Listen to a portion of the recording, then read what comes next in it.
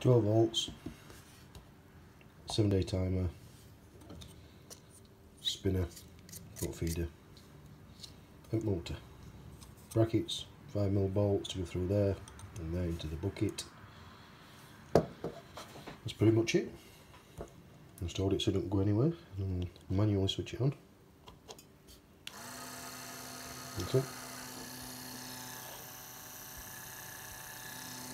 And we throw it corner round or off. I think it works up to 2 meters. I just need to double check that. But you can put it on and off up to 16 times a day, and on and off obviously 7 days a week. That's it off. If you can see it, there's off there.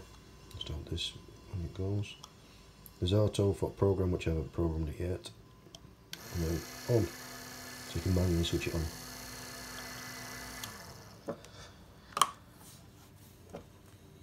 Now obviously that's 3D printed and this is 3D printed plastic. It's strong enough. Obviously it's not going to rub against anybody coming up and kicking it, but I'll probably nick it more than kick it.